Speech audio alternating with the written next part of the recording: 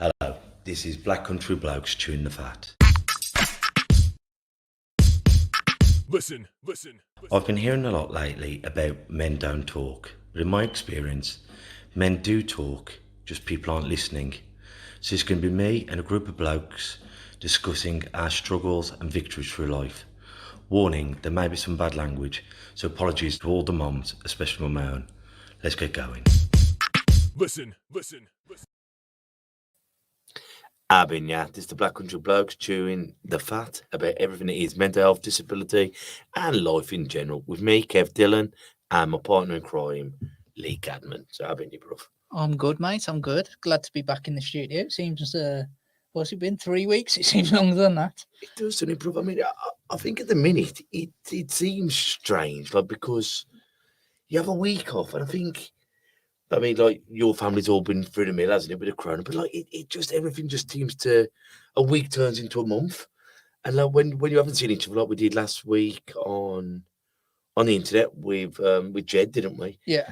And it just, I don't know, it just seems different, doesn't it, all of a sudden? Well, I've come into here and back into the studio, and I feel a bit lost on what buttons I'm pressing and when I'm pressing them, and it's actually no different to at home to when I did last week. But there we go. Even like with the clocks going back, though, I found that like today, well, yesterday, first, since the clubs went back at the club, and it's dark at 5 o'clock, and as after that seems, it just feels winter all of a sudden. Yeah, it does. It's come round. It does seem to have come round quick. I mean, we're both in jumpers now and woolly hats, and you can feel the cold, can't you?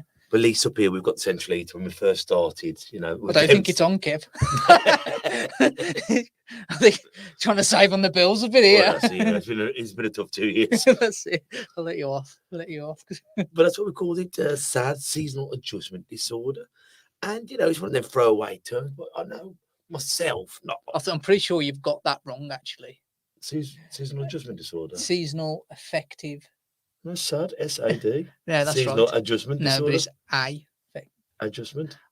No, it's not. Okay. I will find out exactly what it is, but I'm pretty sure, Kev, you got that wrong. Carry on talking a minute, Kev. Whatever it is. Pedantic asshole. It is affective. Affective. Yeah. Seasonal Affective Disorder. Yeah, apparently. I've heard that. Whatever it is. It's affecting me, yeah. It's affecting me worse now. You phoned me up on it. I've been saying it wrong for 26 years. Yeah.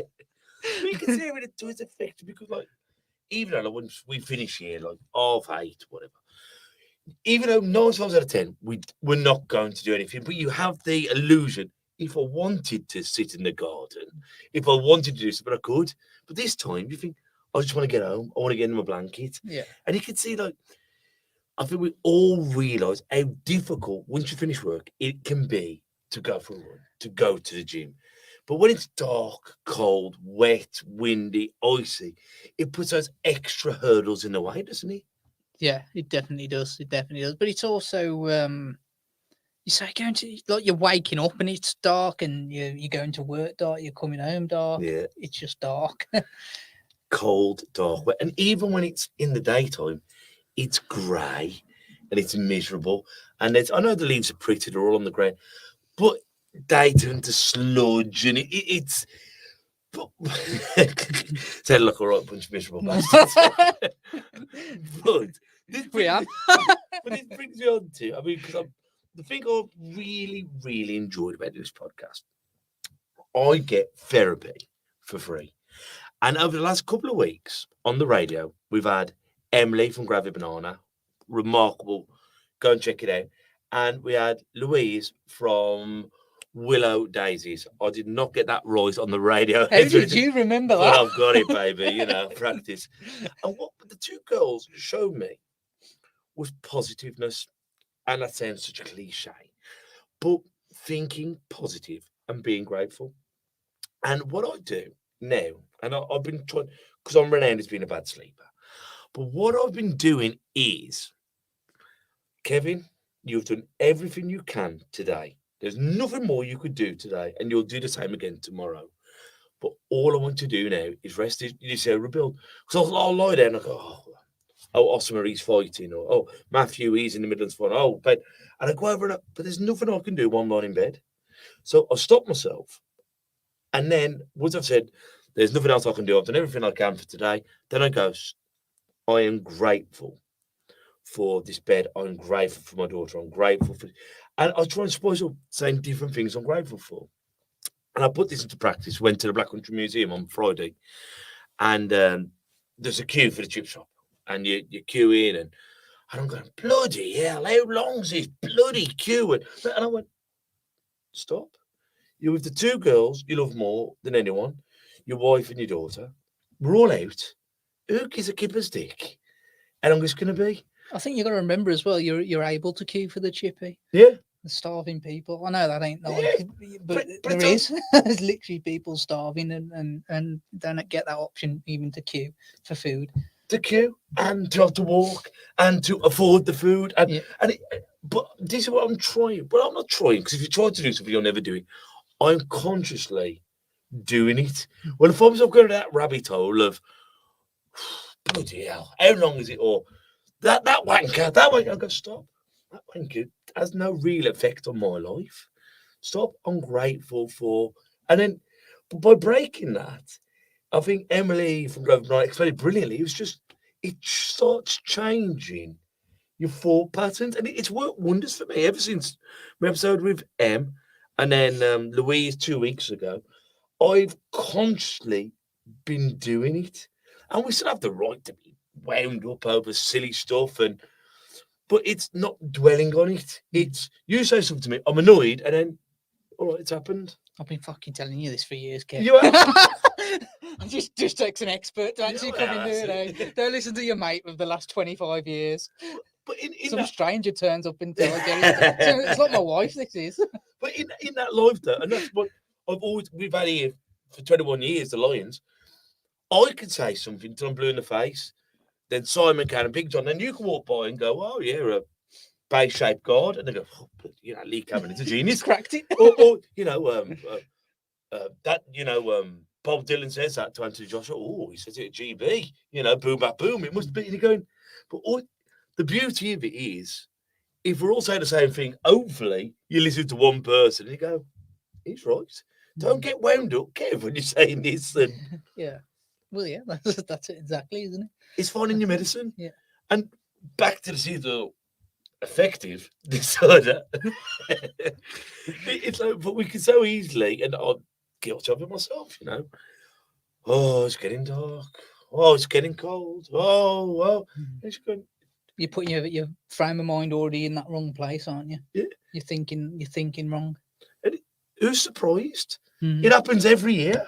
Every year, the clocks go back. It gets dark at 5 o'clock. Next week it'll be 4:30. The week after, it's not a big surprise. It's not like, oh my God, the sun's gone away and it's never coming back. I think you've got to change the way you think about it. Like you said, on a summer's day, you'll finish here at 8:30, 9, and you think, oh, I can go home and sit in the garden, have a beer, go to the beer garden, like that. But actually, what's wrong with going home and getting a blanket and cuddling up on the sofa? Yeah. It's just as enjoyable, isn't it? So think about it that way. You get time to that, and it's rest time. Rest time. And like when I've done my hypnotherapy before, it's like, go to your happy place. And before I was with Kate and my daughter, it was thinking of these beautiful beaches and hearing the wind and the sea crashing. And now my happy place is on the sofa under my blanket, but with no one else in quiet. Yeah. The mum's in bed, Kate's doing something, going, yes. That's it. But it's funny, and as you say, but your happy place was on the sofa with my girls, or just getting snuggly. It's lovely getting snuggly.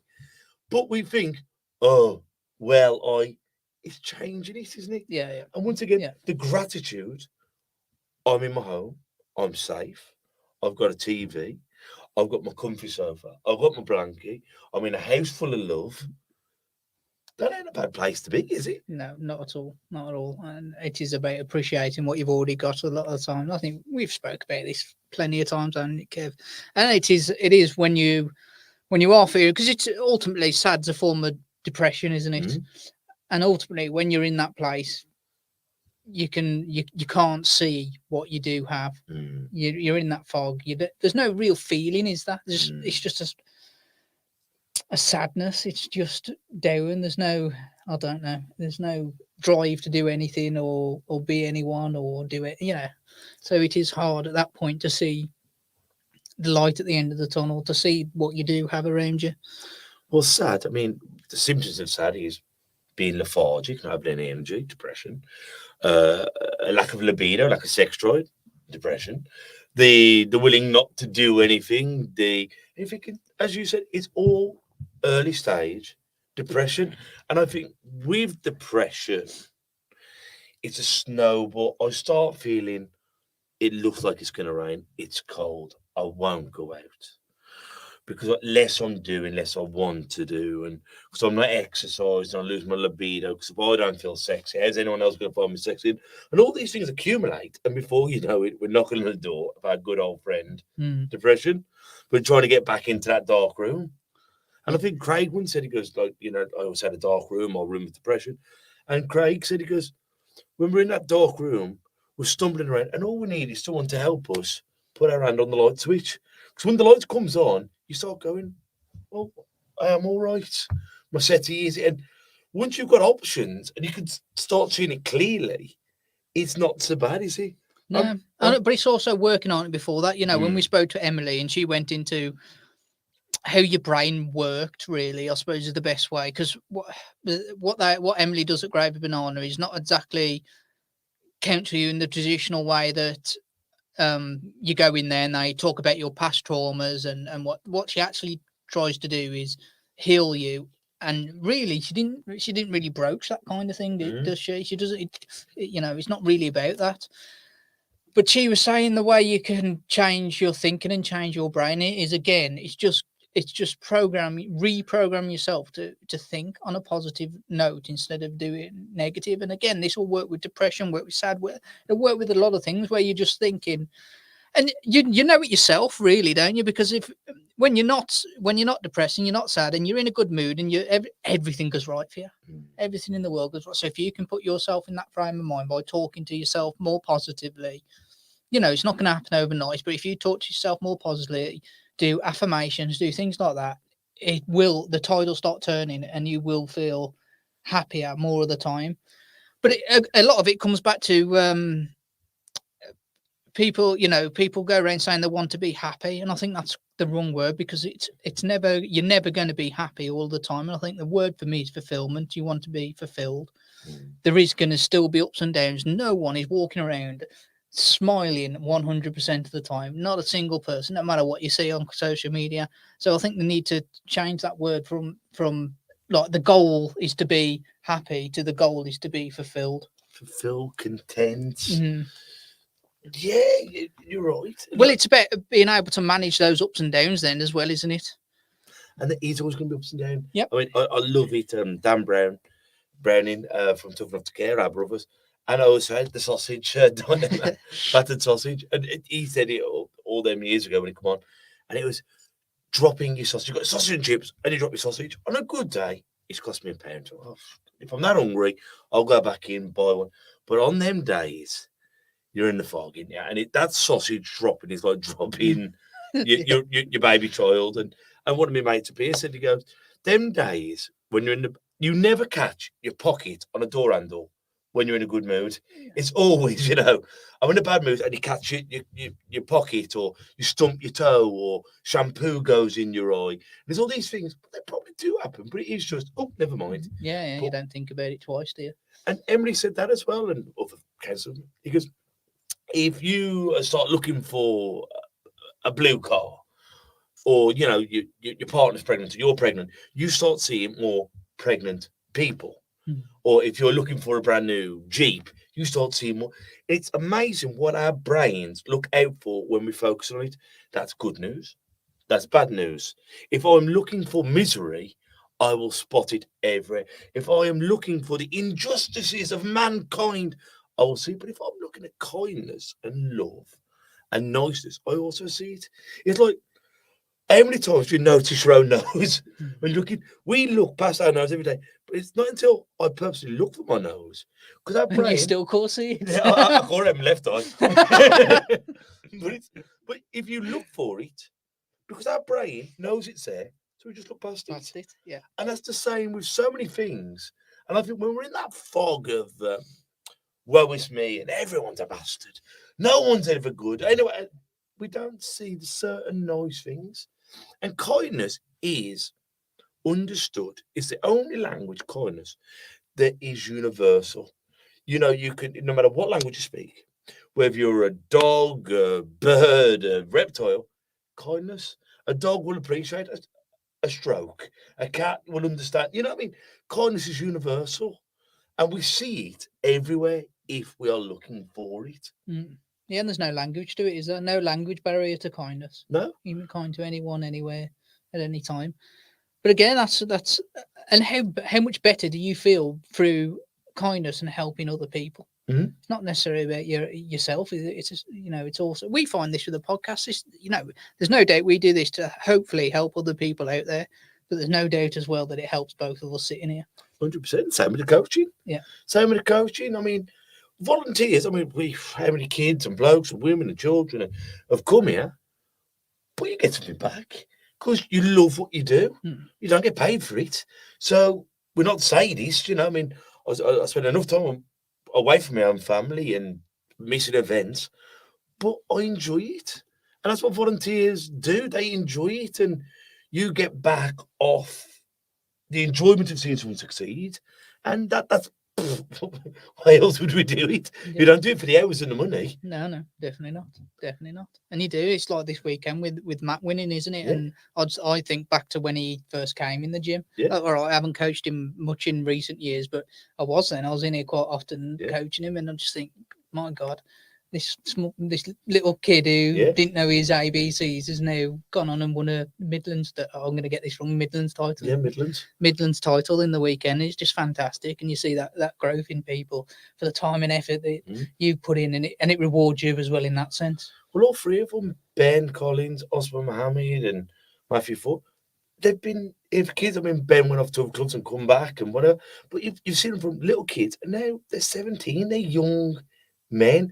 And like with all the kids, whether they box, they don't box, whatever, you're not only teaching them boxing, you're teaching them life skills. You're showing them how to be polite, and just, you haven't got to be horrible to be tough.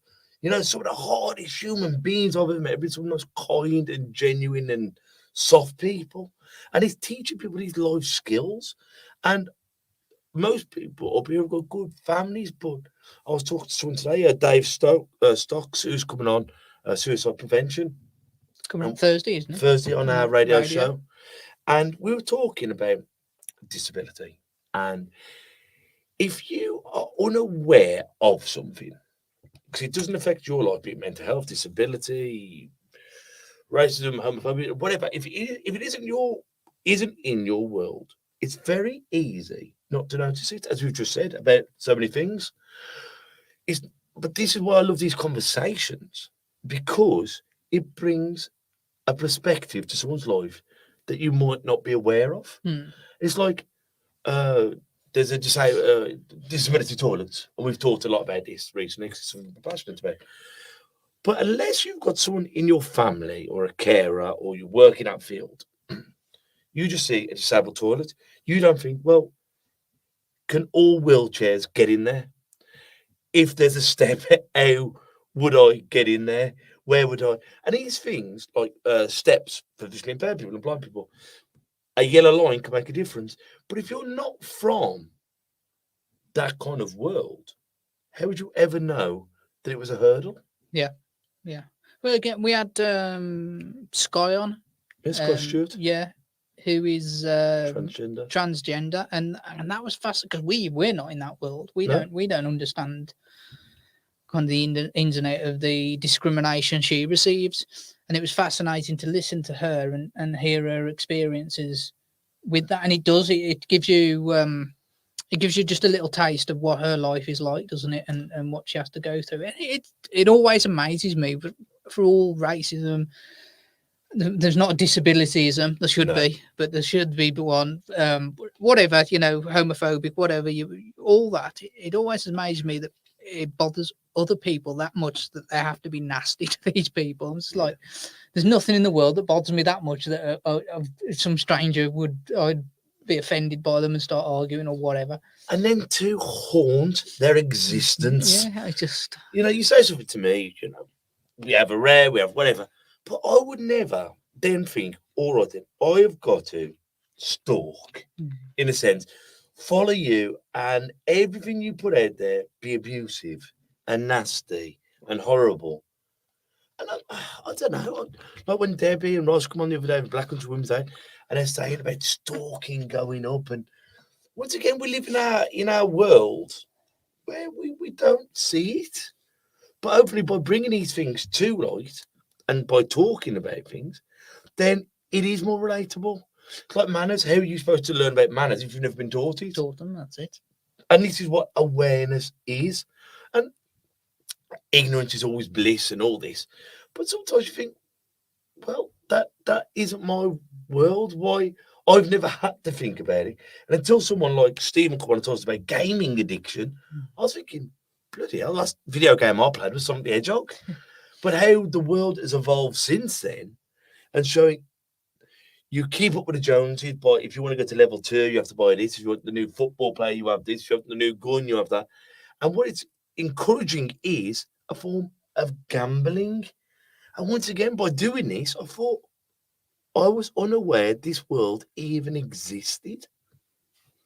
Well, that's it, isn't it? You are until someone talks to you about it, and that's the great thing, isn't it? There is people out there who do experience it. A lot of people as well. There's a lot of people out there who experience all these different things. Who and it's fantastic that we've heard those stories, and hopefully people who listen they can get something out of it. And I think it's compassion, isn't it? Just having a bit of compassion for someone else's struggle, whether you understand it or not, is really irrelevant. It's being compassionate to those and what they do go through. But once again, I've loved it going on this journey of like men's mental health and into mental health, then being advocates for disability. And it's amazing the comments that we're getting at the moment saying, Frankie, you are actually saying on behalf of either myself or the person I'm caring for. And that's what we've wanted to be all the way through, is the voice of people who don't normally get listened to. And so many of these things are so soft, you know, in the grand scheme of it. But to one person, they're soft, but to some people, it is the living nightmare that they're going through. And, you know, and then fundamental rights of education, toilets, being listened to, when we're having a conversation, not talking over me and talking to Kate about me. You know what I mean? And how, you know, I think there isn't a person alive who would feel threatened and frustrated by that. You're talking about me to someone in front of me and not letting me talk on my own behalf. Yeah, as if I'm dumb. Yeah. As if I'm dumb. And that is a big stigma, isn't it, with disability? You know, that's a massive stigma that people see. They see you in a wheelchair, or you make them aware that you can't see or whatever, and then all of a sudden your disability, you're not who you are, you're just that. And yeah, and they're taught next year. And I think sometimes there's no malice in what they're doing. They just scares people to think that people have got disabilities and they don't know how to talk to those people. It's, you know, obviously there is occasions where it is malice and it's just rudeness or whatever, but I think majority of the time it's people don't know how to handle that situation. They feel like they've got to do something different. But I thought sometimes, like when you're having a conversation, it's the same kind of thing. It's like you saying, my wife's left me, and instead of just sitting there and going, "Come on then, bro, let's have a chat. You tell me you're feeling." We'd actually try and fix it. Oh well, I wouldn't have her back, or you know what, we all make mistakes.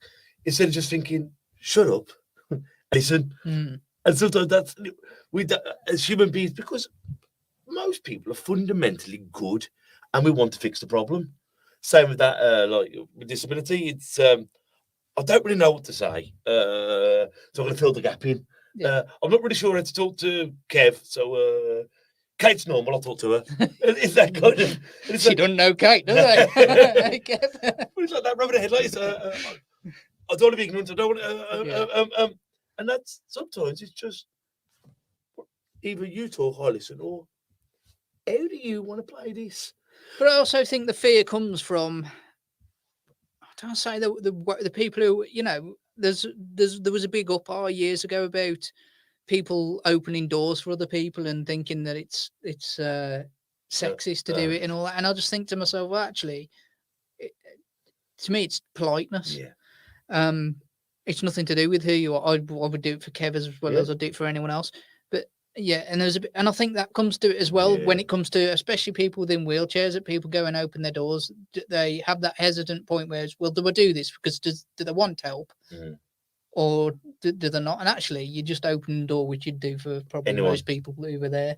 I think you can overplay it in your own mind, and then all of a sudden it becomes an issue within you. And it's normally the good people who overplay it. Yeah. Because if you get, well, how about if he gets offended, if tells me to piss off? How about if he can, or gets angry because he can do it himself, or but actually you're just doing it as you would with it. So if you open the door for anyone able-bodied, then you should, don't feel any different to anyone with a disability that you're doing the same. Well, we're in on boxing tour. We're in Monkstown, at Monkstown Cup, and we took all the boxers there, and we were getting on the buses, get down to the venue. And there was this bloke in a motor electric wheelchair, and everyone zooms on, jumping, basically climbing over this poor bloke.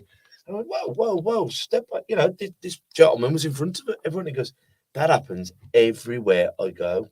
They will step over me. They don't see me as a person. They see me as this. Oh, that's not right. But that is my life. That's what happens. And as you were saying, like, my natural thing is, like, if I saw when we went to Birmingham with the Commonwealth game thing, me and my brother and my mum and my daughter were on the train, and there was a gentleman getting on in electric wheelchair again, and we cleared a path to get him on.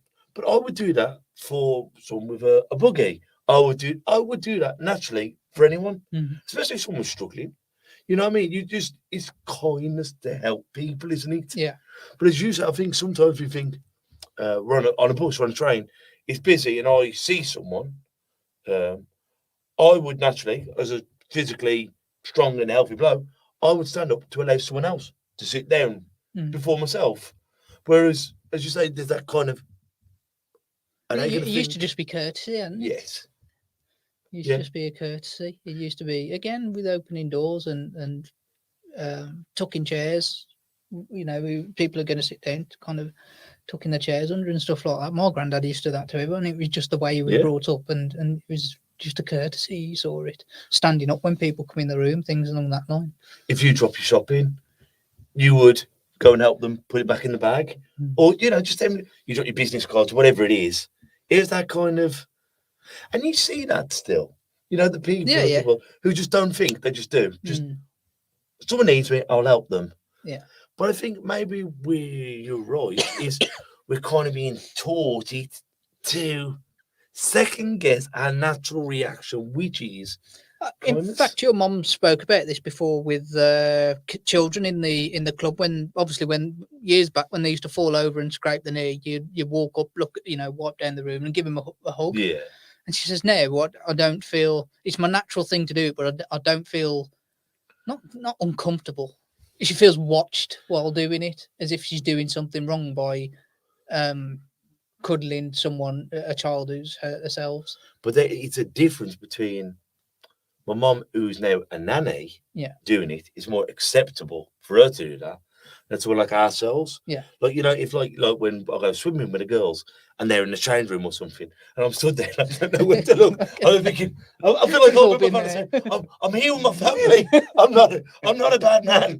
It's the only time you want that blind cane. Because you don't know where to look. Because I love kids, and you look and you see children have fun. It's the most wonderful thing in the world. I'll be thinking, don't look at anyone. Don't look at anyone. Don't look at a woman. She's in a baby costume. Don't look at a man. Nothing. And it's that uncomfortableness. But I remember being somewhere, and normally, when we go to one of these things, and you put £1 in, and there's 3 horses, and my daughter would be on one, and then there'd be some other kids. My mom's always going, oh, like your kids. Oh, jump on. We put £1 in. There's 2 other spare horses, and they all go around. And, it's lovely, and the kids are all having fun. I tried doing that. We were somewhere, and it's 3 horses. I put the pen for my daughter, and there's 2 other kids, and I went, "Oh, jump on, it's all right, darling." And the moms were looking at me like I was Gary Glitter. I was going, "No, this kid's mine. I'm not a bad person. But it's double standards because what a grandmother can get away with is even to us. Yeah. You know what I mean? It's how we view the world. Yeah, yes, it is, isn't it? It is exactly. And there's nothing wrong with Kev paying for kids to go on rides, is the Kev? No, you know, just I know what I've you're already saying. put the pound in. Yeah, you and the might two as well. seats. Yeah, yeah. But we can. You just want to get the most out of your money, really, don't you, Kev? If they don't go on, you'd be on there. It's like the Good Samaritan in the Bible, you know. If he come out now, you'd think, what's this weirdo after? Why is he giving my coat? Yeah. Why is he giving me an umbrella? He'll get wet. What's he after? Yeah. Whereas we forget some people, most people, are good Yeah. people. Yeah. And it's like when someone gives you a compliment, you're looking well. Oh, you taking a mickey? Or what you after? Why you buttering me up? So just thinking, thanks, that's nice. Yeah. But I think people find it hard to take compliments now as well. Mm. So it all kind of goes hand in hand. It's all being mixed up and churned away, and but yeah, I think there's a lot of it doesn't. It needs to go back to older values, doesn't it? And like when me and my dad first started coaching in the schools, you know, you'd have a certificate for doing your 1, 2, 3, 4 forwards, backwards, or your defensive, and the kids would go, "Kev, Bob, can I have an assembly? Can I have an assembly and show everyone? I've got my first certificate." And nowadays, over the last 21 years, it's like, oh, give it here. You know, don't tell anyone I've done anything well. You know, they'll gladly be, you know, I got nicked last night. I got arrested. Yeah, I put a window through or eat him or, you know, I bust him up. But don't ever tell anyone I've done something well, because what will they think of me? And that's got to change. He's not arrogant to go, you know, well done, Lee. You know, you're plum neck. You're doing good there, son. Thank you, Kev. You know, and we get that mixed up of it's not being arrogant to believe in myself. It's not arrogant to be proud of myself. And some way, I think that's been lost. We think if I say I'm good at something or I'm proud of myself, I'm arrogant instead of going, you know what? I like me. I'm actually all right. I've done well. And I think that's been mixed up over the years. But I think if you are arrogant, you are arrogant. Like, what's wrong? As long as you're happy and the people around you are happy, then what does it matter what anyone else thinks if you're arrogant or not? That's your point as always, isn't it? Who really cares if it's good or bad as long as you are content in yourself? Yeah, and the people around you are. That's as simple as it is, isn't it? As simple as it is. Don't worry about anyone else. Look after number one. No, I'm joking. But no, you know, I've said it many a times that with social media or with anyone who's just not important in your life, so basically your family and your close friends, if anyone is saying anything negative or positive to you, just say thank you very much and move on, because really they don't know you, so they don't know whether any of what they're saying is true. And I think sometimes that even comes down to the people most closest to us, and it's parents or whoever are going, I wouldn't if I was you, because you might get hurt, or not like, you might get physically, but it's like, you'll have your heart broken. Or sometimes they care about you that much to try and put you off from your dreams. Or the other way, they give you false praise. I think we've experienced that with the podcast, haven't we? We won't mention any names, but you know, they've said, "Oh, that was absolutely brilliant podcast," and me and Kev will come out of it going, "That was absolutely rubbish." but it's just their kindness, isn't it? Their kindness, and you want to encourage your loved ones, and but you know, stick to what you and not. It's not. Don't take yourself too seriously, because I believe we should take ourselves more serious than anything, but also laugh at yourself. Take yourself serious, because your life, your ambitions, your dreams, your focus should be the most important thing, because that's how you, as a person, will grow and succeed. But also have a laugh at yourself on the way of doing it. And I think I'll do it for today, Pop. Sounds good to me. Well, we've got our support group, as we do every Wednesday. We've got a new computer, so well done. Every Wednesday at our home at the Lions Boxing Club. Every Wednesday, 7 till 9. Men only over the age of 18. Well, I'm talking about the Lions as well. We are still raising, and we're going to do this. We were just doing it through October. We're going to go right the way up until the first or second week of December, where we're raising toiletries for the Black Country Women's Aid. But we're also going to do is get chocolates and selection boxes. So if you'd like to drop anything off, please get in touch with us. Drop off toiletries or chocolates for the kids. Normally we raise toys and clothes, but with the constant reminder of Corona and everything, it'll just be easier to give them stuff they can use. And obviously kids and everyone love chocolate. On Thursday, we're joined by Dave Stocks, who is a suicide prevention worker, and he's going to be coming on onto our radio show on Thursday. You can always catch us live on Black Country Extra, 7 till 9. And we're also, hopefully, we'll be recording that via video and we released it in a later date on our podcast, Facebook, and the rest of the platforms. Yeah. So I'm going to give you a quote on about sad, and it's in the wise words of the great Billy Connolly. There is no such thing as bad weather, just bad clothing. So guys, until we see each other next time, take care of yourselves and each other. Ta-ra a bit. Listen. And that's a wrap for another show. But if there are any comments or messages that you would like us to read out for our next podcast, please be in touch. There are also lots of different organisations at the bottom of this page, and hopefully they can help you or someone you care about. Please share this to spread the word. Until we talk next time, ta-ra a bit.